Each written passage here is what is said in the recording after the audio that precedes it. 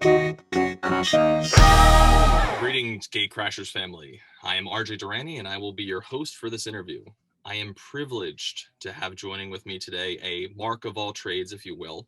If you search our guest's ever-growing Wikipedia page, you will find he is a WGA award-winning television writer, producer, who has worked on Star Trek Picard, Carnival Row, Treadstone, Castle Rock, Critical Role, The Legend of Vox Machina, Masters of the Universe Revelations, which I'm very excited for, and Alphas.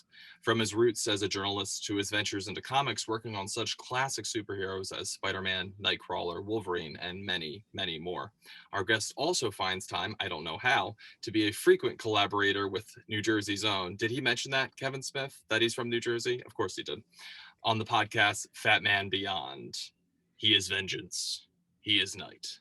Please welcome Marc Bernardin. Hey man, how are you? Doing well. Let's just jump right into it. Kudos to the entire team who worked on Adora in the Distance, because not only is it visually stunning, it's just a wonderfully moving story, and it's connected with so many people who not only have children on the spectrum, but even outside that realm. I mean, something like that to grip every single community, that's just it's incredible. I mean, dropped yesterday, June 15th, hmm and we're already number one in new graphic novels. I mean, not to boost you all the way up there, but you definitely you definitely deserve it. I'll get into kind of the afterword that you wrote in a little bit, but first, just tell me about the inspiration behind Adore the Distance and just kind of the journey to get you there. well, I mean, the idea first popped in my head. I mean, and it's a very personal book for me for lots of different reasons, but chief among them is that I have a child who's on the spectrum. My Mm-hmm. daughter, who is now 18, but when she was first diagnosed at 2.5, um, it's the sort of thing that knocks you for a bit of a loop as a parent because you have your Mm-hmm. own ideas and plans and dreams for what the future will hold. And as I began sort of wrestling with that and talking about it with friends and family, knowing that I was a journalist, knowing that I'm a writer, they would all say, like, you should write about that. And I'm like, well, yeah, but I didn't want to write the sort of the memoir version of that. I didn't want to write, Mm-hmm. here's what it's like to be a parent with a child with autism, and what's it like going through this process for me. I was like, Yeah. I'm not interested in that. it's No. it's of all of us involved here, like, I have the least interesting version of this story. I Mm-hmm. have less questions about my version of the story. The biggest question I have is what's going on inside her head. And she's not particularly verbal, so expressing things like feelings and emotions is hard for her. So it falls to us as her parents to imagine how she's feeling, imagine what's going on through her head. And I was like, I want to do that story. Like, that story seems fun, like that story seems interesting. And also because I'm a nerd, that story was going to take some form of like quest-based narrative with like knights and Mm-hmm. monsters and pirates and all consuming forces on one end, and plucky princesses with power on the other end. And it eventually just evolved into what A Door in the Distance is, which is just a story about a very young woman who is trying to do the most she can to save the people she loves. Mm-hmm. And that journey will take her into the uncharted and the unknown, and how she navigates the dangers of a strange world, with sort of compassion. Like, I didn't want this story to end, and I'm not going to give away how it ends because please read the book. But it was never a story that was designed to end with punching. you Yeah. know and the resolutions for the story were about acceptance and not resistance. um, and so yeah, I'm glad that over those 15 years now since that diagnosis, Wow. we were able to hold on to that thread of the book, Mm-hmm. and retain what made it, to me, a special story to tell. And it's not to say that it wasn't hard to do, because it was. We, in that 15 years, I'd spoken to lots of different publishers and editors and would-be collaborators about it, and everybody had their ideas, some of which were great, some of which ultimately were incorporated into the book. Hmm. But there was always that thread, that spine that I wanted to circle the wagons around and protect, and that was the resolution. That was how she greeted the unknown, was the most important part. And I mean, coming from a parent myself of a child on the autism spectrum, same way, diagnosed at 2, relatively nonverbal. I mean, we are just now at the point, he's 7 now, where he's able to speak in full sentences, and we're progressing in that way. And, it's a blessing there, but you constantly every day just remember every step. Sometimes there's a struggle with it. And, just seeing this book all the way through, it just the journey, and then towards the ending, again, I'm not going to give it away either, obviously, but there was a lot of heart in it, and I was not expecting that at all. And I will definitely say, jumping to the afterword, I just want to pull up 2 quick quotes, if that's okay. Hmm. Beautifully written, if I might add. If you've met one kid on the autistic spectrum, and there's a pretty good chance you've met just one kid. Though there can be some commonalities, each child is different, special, magical, and challenging in their own specific way. And of course, the other one, because being a parent of any child, autistic or not, it is not about you, it's about them. We are supporting characters in their stories. Hopefully, we're there to help them on their quest and not, as we all too often fear, hinder them. Damn. I mean, that's the only way I could, thoughtfully put this reaction, because in both senses, especially with the first one, you're absolutely right. You mean one kid on the spectrum, you've just met one kid, and so many times they want to put them into this rigid box of this is how it's going to be going forward. And no, as you go on talking about, maintaining this brilliancy as a chef with grilled cheeses, I myself had to master the art of air frying chicken tenders, because guess what, that's that's what he enjoys. So again, it was a real blessing, to be able to read this and kind of see these moments unfold, and also have a damn good story with it. I mean, it in itself is a true graphic novel where, there's a clear middle, beginning, and there is a story. There is definitely some heroic movements to it, and you just simply are like, okay, what's the next page? Okay, what's the next page? Um, but I kind of want to talk on your relationship with your daughter. What is your favorite thing to do with her? What is your like quality spending time with her? um, the oddness of the way her autism manifests is that ultimately she is probably intellectually between like 7 and 8 years old. Even though Mm-hmm. she's going to be 19 in she'll be 19 in November, but so there's this weird thing where she will still act as if she is just above a toddler. Mm-hmm. So I'll come home from work or whatever qualifies as work these days. um and she'll just sort of like climb up on my lap and want cuddles. Yeah. And like, yeah, she's a grown ass woman at this point, Mm-hmm. but that's still where she wants to be. Like, she still wants to play, she still wants to, she still wants tickles, she still wants all those things that she wanted as a little girl. And Mm-hmm. selfishly, it's great, because I have plenty of friends who've got teenagers and, post teenagers who want nothing to do with them. Nope. Just like, see you later, dad. We'll go to see when Thanksgiving, and then 6 months later you run into your kid again. Um, Mm-hmm. that is not my experience.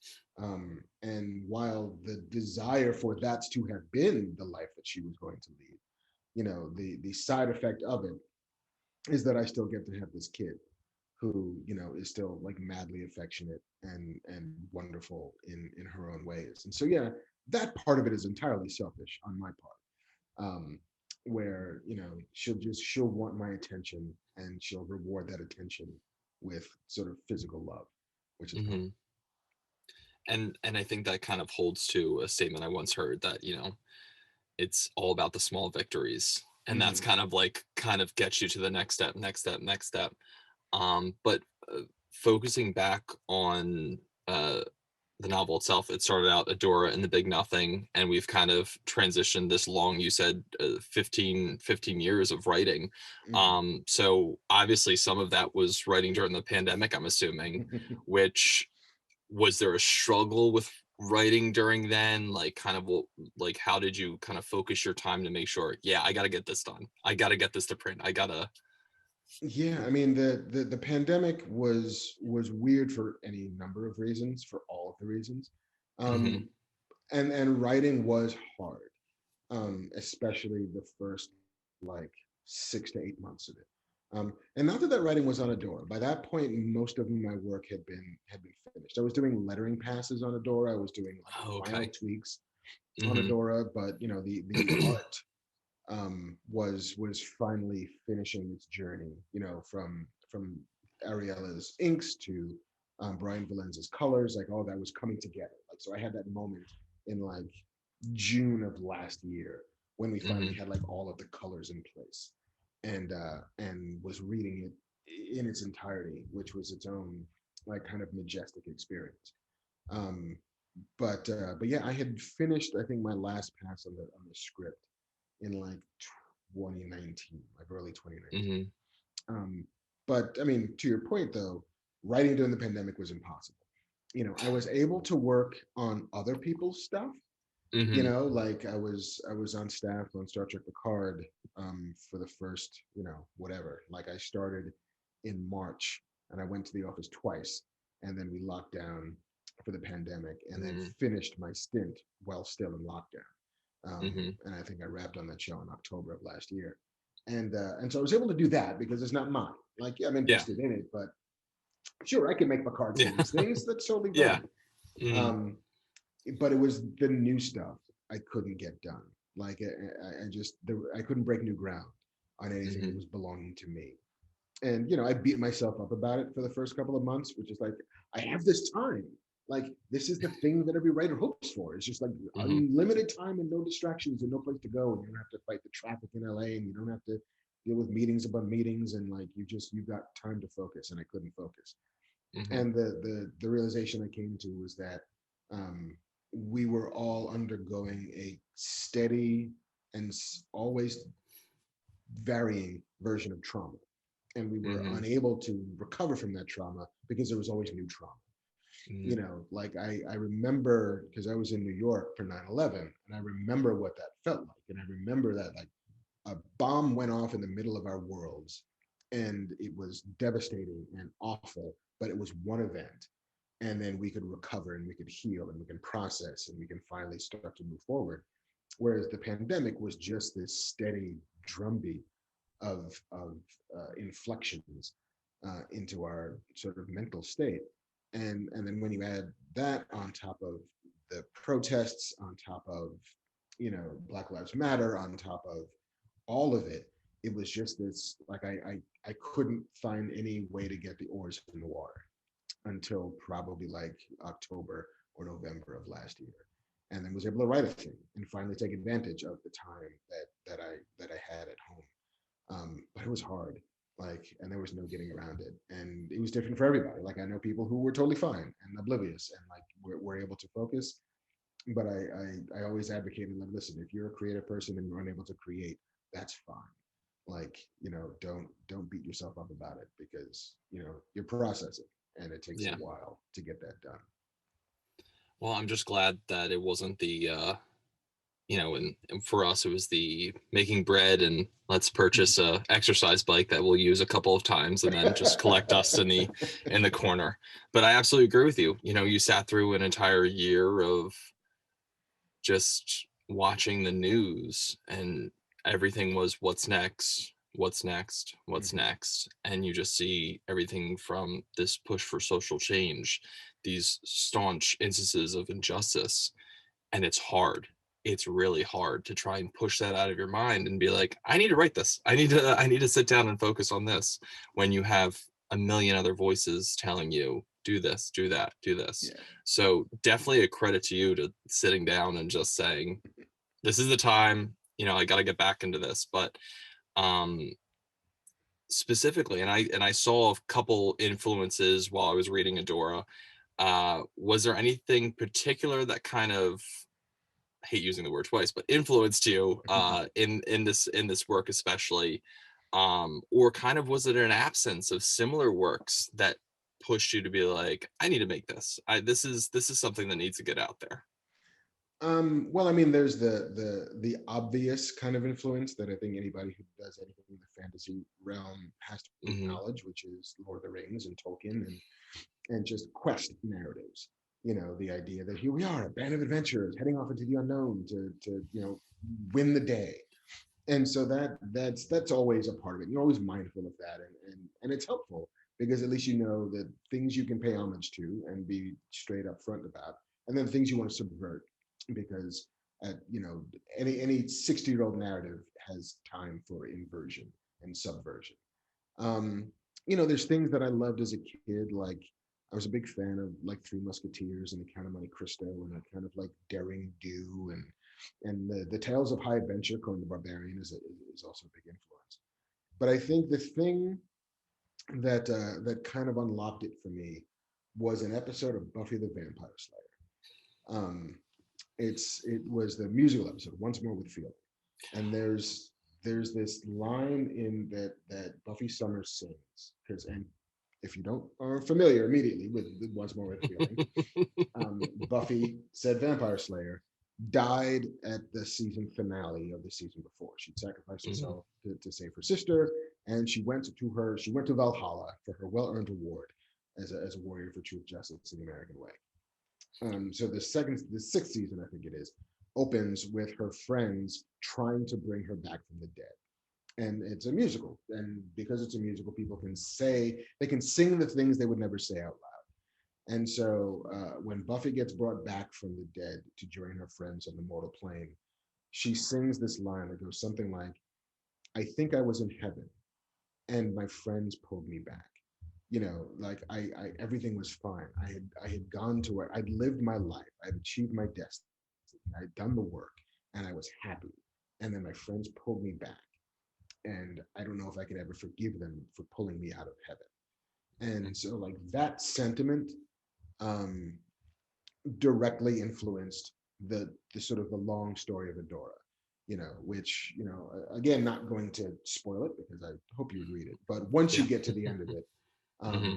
I think you'll understand how that sort of harmonizes with the ending of Adora and that feeling of, am I where I was supposed to be? And if not, is this where I am supposed to be? And how do I feel about that? Hmm. And how should I feel about that? And yeah, I think those like sort of big influences that I think lots of people who work in the genre feel, and then the kind of smaller influences of a uh, a musical episode of a vampire show. Hmm. First off, I love the fact that you were able to pull Buffy right out of the air and just, sister-in-law is a huge fan, and I'm sure when she hears this she'll be fangirling. But I would like to pull out something and just clarify with you. There was a line, uh, and I have to say I'm a big Stephen King fan. Mm, And I'm not going to point out where it is, but someone says, there are worlds other than these. And if my recollection is, that is pulled from the Dark Tower series. Jake Chambers says it at one point, talking to Roland Deschain. And I just wanted to know if that was put there intentionally, if that was, or it just was happenstance that was just a perfect line and it fit in at the moment. it's both, if that Okay. makes sense. Yes. Um, like I did a very deep dive on Stephen King when I was working on Castle Rock. Hmm. Um, and Phenomenal sort of show, by the way. Phenomenal Thank show. you, thank you. But there was I was a big King reader as a kid, and as a sort of young adult. But there were always pockets Yeah. in my knowledge because there's a lot of King. I'm not sure if you guys realize this, but he wrote a few books, and so it's entirely possible to be a fan and to have missed half of what he's written. And so I kind of went back in and dug in and re-engaged with the Dark Tower in a way that I hadn't initially. Like I think I was a big fan of the Gunslinger, like the first book, and which is fantastic. One of the And then greatest opening lines of any book oh that just yeah, draw you right in. so simple and sort of totemic and perfect.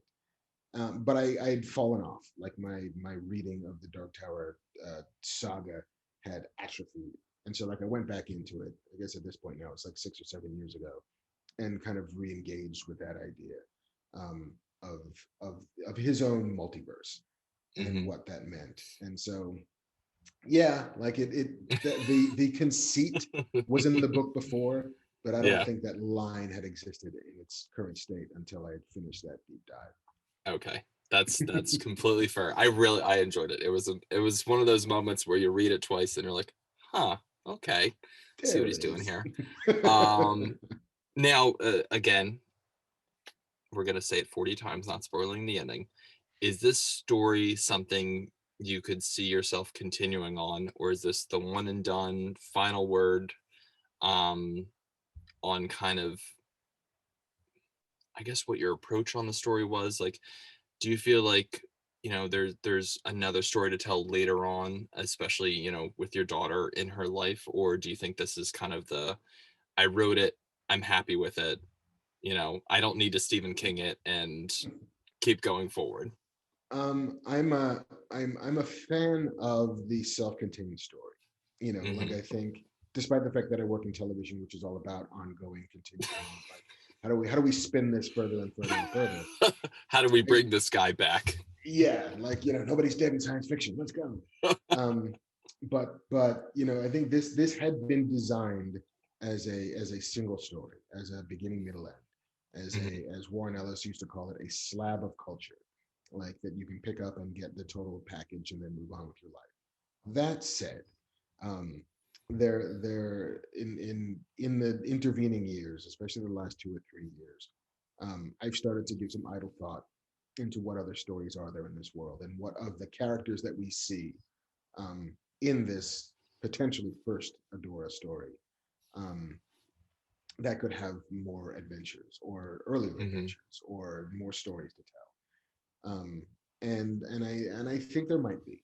The thing that I'm trying to avoid is that feeling of like you're a garage band, like you and your high school buddies have been like working for forever and ever, and your entire lives get synthesized into your first album, right? Hmm. And like you've had 20 years of life that you get to put into one record, and it breaks big, and then you go on tour and you write your second album Mm. on the tour bus, like driving from Paris to Lyon, or Hmm. from London to Liverpool, or whatever it is.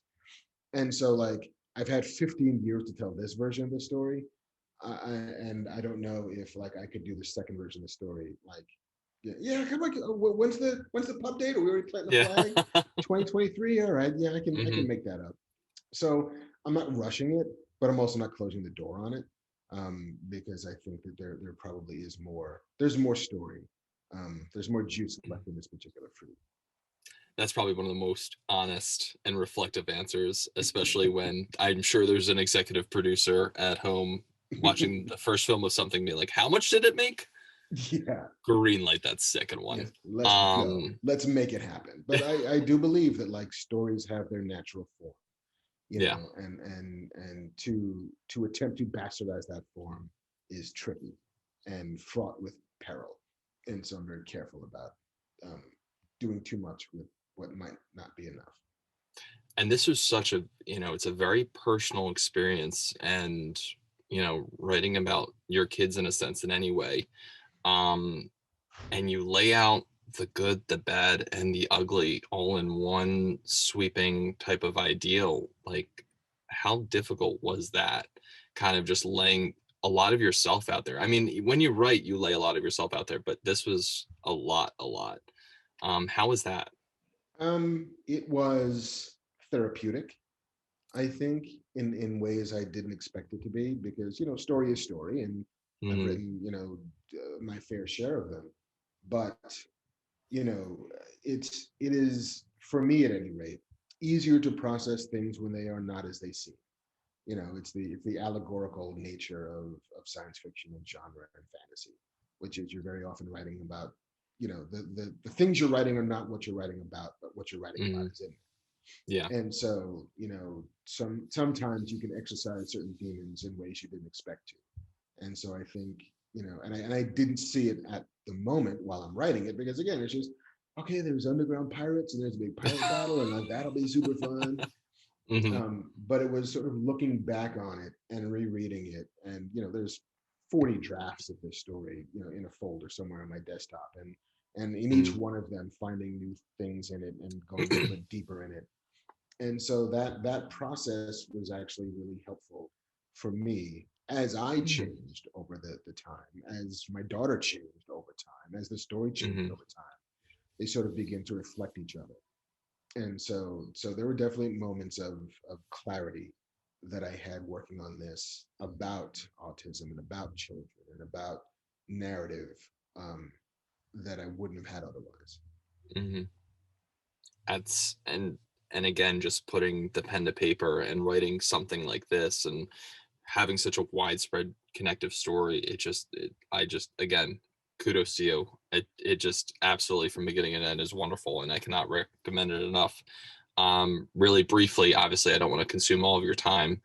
Just a couple quick things on your very long storied writing career. um what has been your favorite thing to write? Um, you Not putting know, you under pressure here or anything. no, it's there are things that I've written that nobody will see for years and years, Hmm. because television either works at a snail's pace or way faster than you can hold on. Yeah. But like, so there's things that I hope that an audience will get to look at that mean quite a bit to me, that are held very close, that I would love to be able to show that to people and even be able to talk about in public. But there's contracts make things more difficult than you'd think they would. Um, but I think I really really I loved working on Adora, and I hope people can see that love in the work. I loved writing Genius, which I did with my buddy Adam Freeman for Top Hmm. Cow and Image Comics. Um, but I think the thing that I dug the most is we got to do a Nightcrawler origin comic book. It was X-Men Origins Nightcrawler, Hmm. which, the pitch for us, like Marvel was like, hey man, do you want to do a Nightcrawler book? We're doing this origin series and just tell the beginning of Nightcrawler. And so we pitched it as, we want to do Nightcrawler as if he's Dumbo. Like, we want him to feel as if he's the freak in a circus, and the Hmm. pathos and the emotion and the betrayal and the abuse and all of that stuff. Like, we want to make people cry about the beginning of Nightcrawler, and Hmm. I think we got there. And like, that's the kind of thing that I just love to do, which is to take a thing that you're familiar with and find a new wrinkle in it and kind of excavate a little bit of emotion that might not have been there before, and then reinsert it into it, and then like back away and go about your Hmm. life. It's a one shot. Like, it's never Yeah. gonna, it's not going to be the totemic piece of work. It's not going to be some, the shiny thing on a hill. But it's like, we Hmm. get to tell that one story once where Nightcrawler was Dumbo, and that was kind of cool, Yeah. right? Like, yeah. And it's something too, as long as you're happy with it at the end and you see the reactions to it, you're like, yeah, I did something right here. I definitely Yeah. did something right here. If Um, one person gets it, that's plenty. yeah. Just wanted to briefly touch on too, after some Twitter snooping, I saw a Kickstarter for a certain film that you have written and directed, if that is correct, called Splinter. I have written and will direct.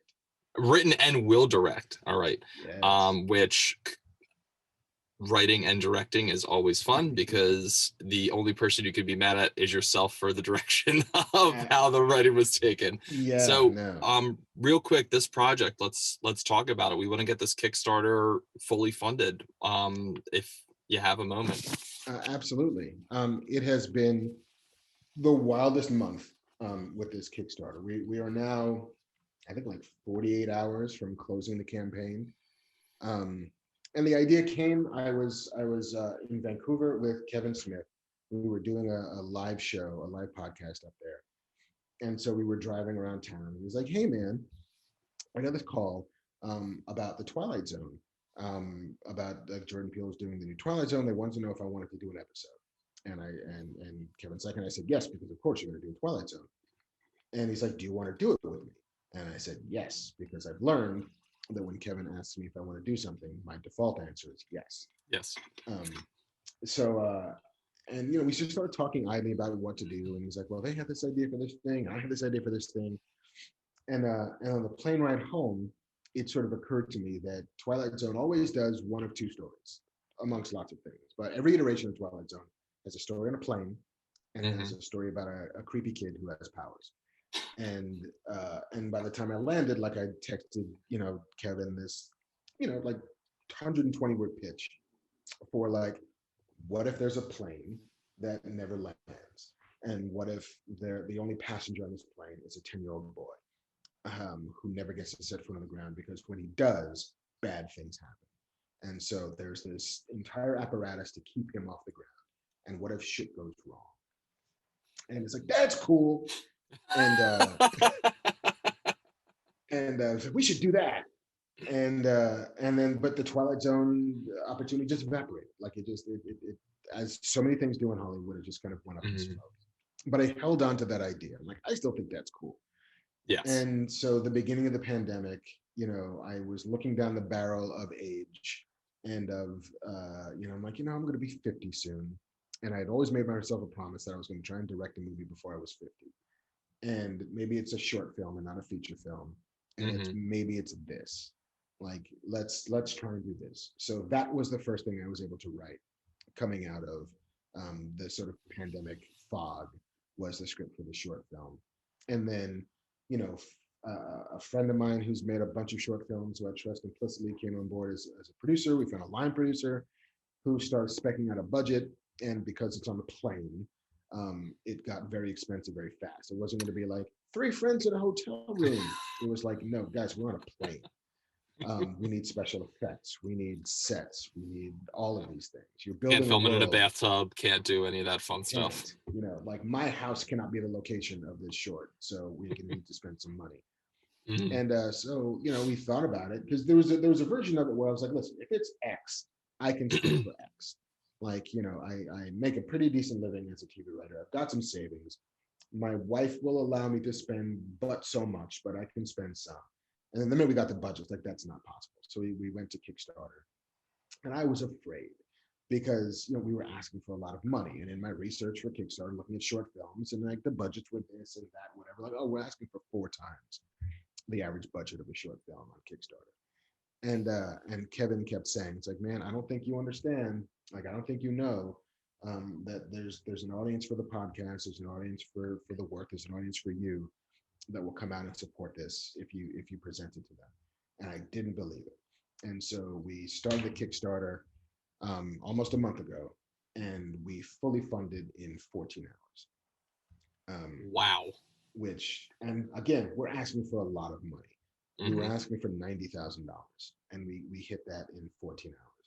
And then stretch goals, and like, okay, if we can get to 110, then we can pay for special effects. If we can get to 140, then we can pay for all of the post and the score and everything. And anything above and beyond that, we just get to pay people what they're worth. We don't need to charge like friend discounts anymore. We don't have to count on the kindness of strangers. We can actually give them what they're owed.